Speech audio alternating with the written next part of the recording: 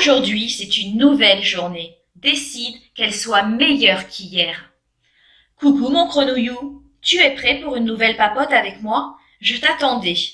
Aujourd'hui, je te propose de découvrir Quand ma maminou rencontre Père la Tête, dans la collection Quand Grenouille papote. On est parti? Allez. Ah, attends, avant de partir, je te propose de t'installer confortablement. Un petit oreiller derrière la tête, un petit verre d'eau à côté, pourquoi pas respirer? C'est pas mal, moi je trouve, hein, pour se détendre. Mais après, voilà, moi je fais comme ça. Après toi, tu fais comme tu veux. Il n'y a pas de problème. Mais quand même, le petit oreiller derrière la tête. On est parti? Allez, on y va. L'autre jour, avec Brigitte, pendant que nous baladions notre popotin, nous avons aperçu un petit grenouillou qui pleurait, assis sur un banc. Nous sommes allés la rejoindre et je lui ai tendrement essuyé la larme qui coulait le long de sa joue. Ce petit grenouillou était tellement triste que je décidai de tout faire pour lui redonner le sourire. Foi de grenouille, je ferai tout pour y arriver. Laïa commençait à se confier à nous. Sa mamie lui manquait terriblement. Elle avait l'habitude de la voir souvent et de partager beaucoup de choses avec elle. Elle lui préparait de bons petits plats et de temps en temps elle la laissait cuisiner avec elle. J'aimais énormément ces moments avec ma mamie. On venait souvent ici dans ce parc, on s'asseyait et on discutait. Elle me manque tellement. Le petit cœur de Laïa était tellement lourd à présent. Il n'y avait rien à dire. Comment lui dire d'accepter le départ de sa mamie qu'elle aime tant? Seul le temps apaiserait un peu sa peine. Elle devait vivre autrement à présent, et ses habitudes n'étaient plus les mêmes forcément. Laïa continuait de nous partager ses souvenirs avec sa mamie. Elle en avait énormément. Elle avait eu cette chance de pouvoir connaître sa mamie et qu'elle soit très présente dans sa vie. Je me rapprochai d'elle et la prenais dans mes bras. Nous l'écoutions sans rien dire. C'était tout ce dont elle avait besoin, d'être écoutée. Mais au fur et à mesure de ces partages, je n'en croyais pas mes palmes. Sa mamie n'était pas partie au ciel. Et Laïa nous expliquait que depuis quelque temps, elle perdait la tête et que parfois même elle se fâchait. Brigitte, étonnée, lui demanda de nous expliquer. Le médecin avait dit à sa maman qu'elle avait la maladie d'Alzheimer. Elle perdait un peu la mémoire et l'autre jour, elle l'avait même appelée Marguerite. Non mais Grenouille, tu te rends compte? Elle m'a appelée Marguerite, moi. Marguerite, c'est la sœur de ma maman. On était catastrophés et tristes en même temps. Je n'ai plus été la voir depuis ce jour. Je suis tellement triste, Grenouille, tu sais?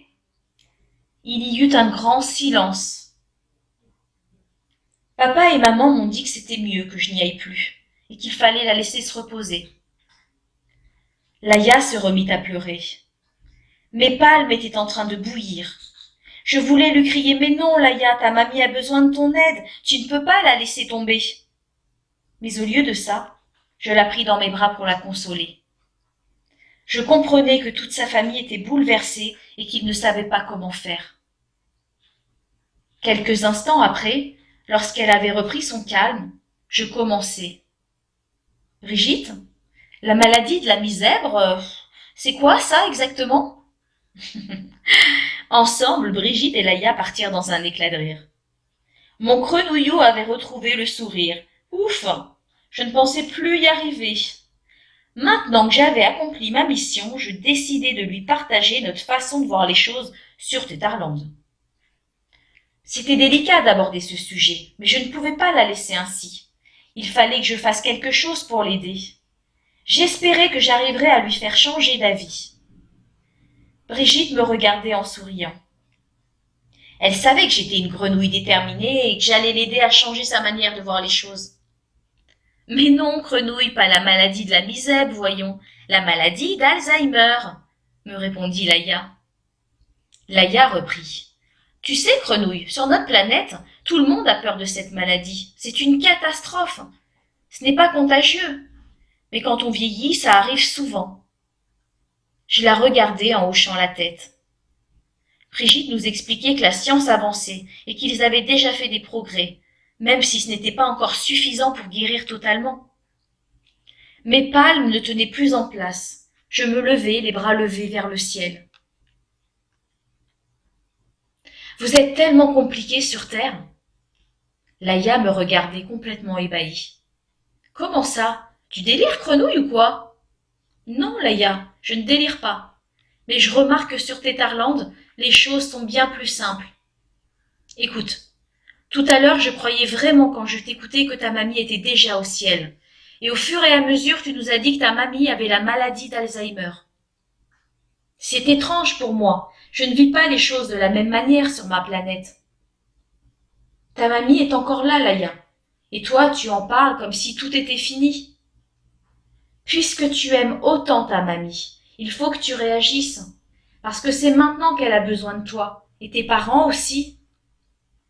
Ce n'est pas en étant là, triste sur ce banc, que tu vas l'aider.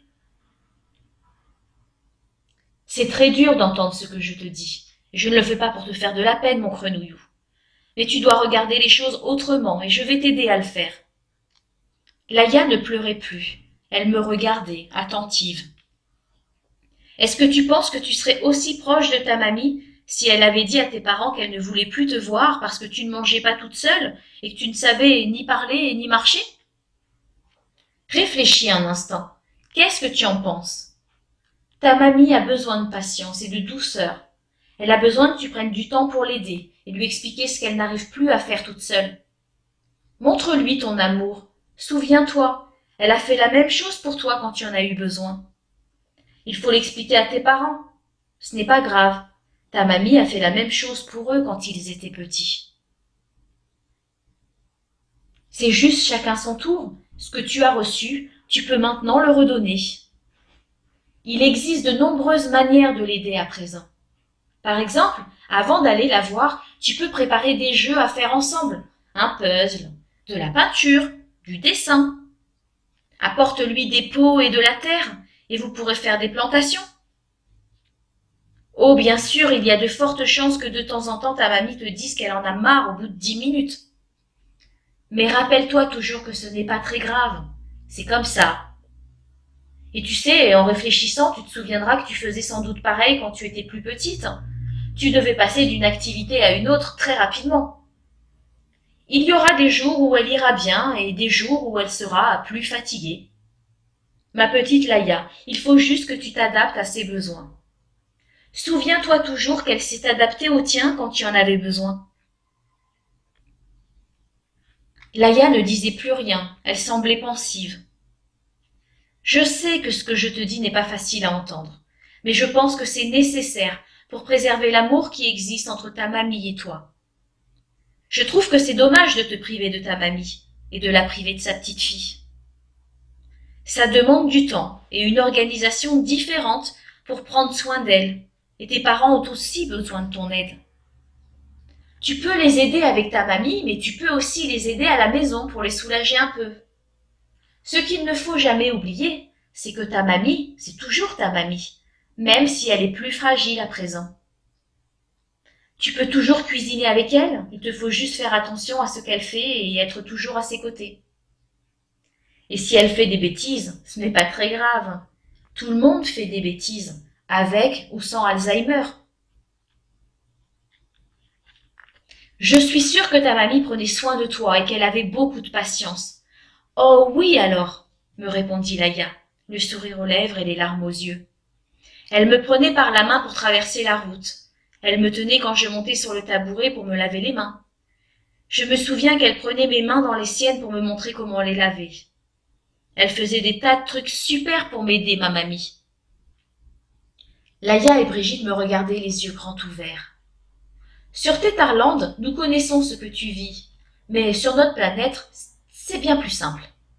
Par exemple, nous, sur Tétarland, nous ne disons pas que c'est une maladie. On sait que ça peut arriver quand on vieillit, mais nous ne disons pas que c'est une maladie. On essaye de prendre soin de nous pour l'éviter, mais si ça arrive, on n'en fait pas une maladie. Tu sais, pour nous, la vie est tellement précieuse qu'on la remercie chaque jour pour tout ce qu'elle nous offre. Quoi qu'il arrive, on fait en sorte de gérer ce qui se présente. Sur Tétarland, on est tous unis pour aider quelqu'un qui a besoin d'être soutenu, mais on ne le considère pas pour autant comme quelqu'un de malade. Depuis que je suis en visite sur Terre, je me rends compte que vous donnez des noms pour tout. Lui, il a un handicap. Lui, il est comme ceci. Lui, il a cela. On dirait que vous vous sentez tous malades. C'est vrai que c'est bizarre quand même. Quelqu'un de triste est en dépression. On n'a pas le droit d'être en colère. Quelqu'un qui grossit est obèse. Non, vraiment, on ne vit pas pareil sur Tétarland. Pour nous, la maladie n'existe pas. Le handicap non plus. On est juste tous différents et c'est normal. On ne réfléchit pas à tout ça. Ce que tu vis avec ta mamie, je le vis aussi avec ma maminou. Quand Père la Tête est arrivé, pour nous, ce n'était pas une surprise. C'est comme ça qu'on l'appelle. Tout le monde est déjà préparé. On n'en a pas honte ou peur. Pour certains d'entre nous, Père la Tête va venir nous rendre visite et pour d'autres, elle va rester avec eux. Ma maminou à moi, elle connaît bien Père la Tête. Elle la reçoit de temps en temps. Elle n'est pas là tout le temps. Quand elle est là, Maminou nous prévient et on fait plus attention à elle. On prévient tout le monde dans le village et tout le monde devient plus attentif. La première fois que Père la Tête est venu lui rendre visite, ma Maminou était dans un parc. Quand elle a compris qu'elle ne savait plus où elle est allée voir des promeneurs. Elle leur a dit en souriant que Père la Tête était venu lui rendre visite. Ils ont souri et l'ont aidé à rentrer. Et puis ils ont partagé ensemble un chocolat chaud à la cannelle. C'est tellement plus simple et surtout beaucoup moins triste. Nous n'essayons pas de combattre ou de lutter. C'est juste une épreuve à traverser. Les parents s'occupent de leurs enfants et ensuite ce sont les enfants qui s'occupent de leurs parents. Et puis tout le monde s'aide, c'est bien plus facile ainsi. Laïa, si je te dis tout ça, c'est pour que tu te dépêches d'aller voir ta mamie, de la prendre dans tes bras et de lui dire que tu es là pour elle. Tu peux aussi dire à tes parents qu'ils peuvent compter sur toi. Ils seront fiers de toi et tu te sentiras mieux, tu pourras aider ta famille. Si tu donnes toujours le meilleur de toi, tu n'auras jamais de regrets. Il faut que je te dise aussi que de temps en temps, quand Père la Tête est dans les parages, ma maminou m'appelle maman. C'est vrai que c'est bizarre. Mais quand ça lui arrive, je la regarde, je la prends dans mes bras et je lui dis « Maminou, elle te manque beaucoup ta maman ?» Elle me regarde les yeux pleins de larmes et me dit « Oui ». Alors je lui demande de m'en parler un peu, et elle se met à me raconter ses souvenirs en souriant. C'est très émouvant. Ce serait dommage de te priver de ces moments avec ta mamie. Elle le sait bien que tu n'es pas Marguerite. Elle a juste besoin de dire à sa manière qu'elle lui manque. Sur Tétarland, tout le monde met la main à la palme. C'est bien plus simple pour tout le monde et beaucoup moins fatigant. Laïa, les yeux pleins de larmes, me dit « Grenouille, j'ai peur de perdre ma mamie. » Je sais, Laïa, je te comprends, et je n'ai pas de mots pour ça. Mais tu ne peux pas l'empêcher. Par contre, tu peux empêcher d'avoir des regrets. Tu peux choisir d'être à ses côtés et te construire des souvenirs remplis d'amour, comme l'a fait ta mamie avec vous. Les phrases « s'il arrive quelque chose » ne changeront rien. Et puis personne ne peut dire quand ça arrivera. Oui, mais Grenouille, si elle se fâche, je fais comment? Souvent, quand ma maminou se fâche, c'est qu'elle n'arrive plus à faire quelque chose qu'elle faisait avant ou qu'elle ne retrouve pas ses affaires. Alors je lui propose de l'aider si elle le veut. Et quand elle me dit « Ah, quand même, tu t'es décidée à venir me voir ?» Je me souviens que c'est juste sa manière de me dire que je lui ai manqué. Je la prends dans mes bras et je lui dis « Oui, je suis venue pour passer du temps avec toi. » Par moments, Père la Tête lui cause beaucoup de soucis. Tu sais, quand elle se fâche, ce n'est jamais contre toi. Et puis de temps en temps, c'est moi qui me fâche. Je pète complètement une palme quand elle va trop loin. Je manque de patience. Dans ces cas-là, elle me regarde, se calme, et on finit par se sourire et rire de la situation. Mais au même moment, Laïa s'était levée, les larmes aux yeux et le sourire aux lèvres, elle me prit dans ses bras. Elle partit en courant tout en nous saluant de la main. Mes petites pâles me disent où elle est allée si vite. Ce grenouillou m'a beaucoup touchée. Je suis toute grenouillée d'avoir pu lui redonner le sourire. Je vous aime, mes grenouillous. Si tu as cette chance d'avoir des grands-parents, peu importe qu'ils soient comme ceux-ci ou comme ceux-là, un jour, tu seras heureux d'avoir partagé des moments avec eux. Ces moments deviendront des souvenirs. Et même si Père la Tête vient leur rendre visite, ne vous privez pas de cet amour. Je te fais des poutous et je te dis à tout bientôt. Mouah.